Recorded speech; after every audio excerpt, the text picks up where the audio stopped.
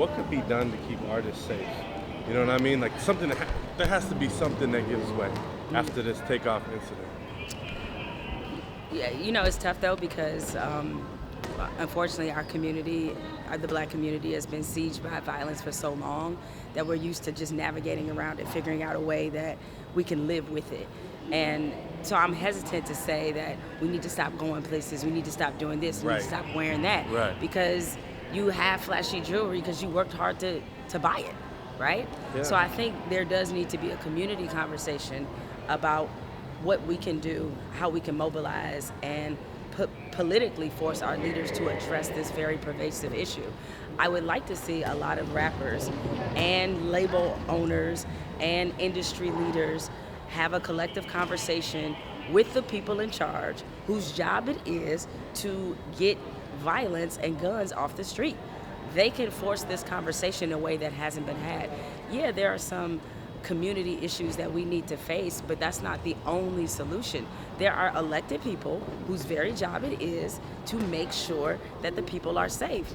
And the rap industry is poised to hold those people accountable, and that's what they need to do. They probably are having these conversations in secret, but I think in a very public way. Some of the OGs that are in the rap game, they need to get with some of these younger artists and really have heart-to-heart with them about moving in this space, about how to collectively take care of each other. The craziest thing to me is hearing about how when rappers go to certain cities that they have to check in with certain people. That sounds like some slave shit.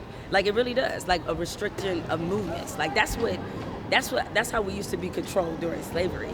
It should never be a situation where black people go to other black communities and feel like they're at risk and not safe. And I understand that you want to be respectful to the neighborhoods you enter. But also understand, as black people, whether they check in with you or not, they should feel safe. I think now it's time for hip-hop to make a similar stand, like they did in the early 90s and the late 80s, and say enough is enough. I thought when I was in college, when Biggie and Pac were killed, and I thought that would be the last time we would ever see rappers of certainly that status being killed. And now it's happening so frequently, you can't even keep up. People still mourning P&B Rock.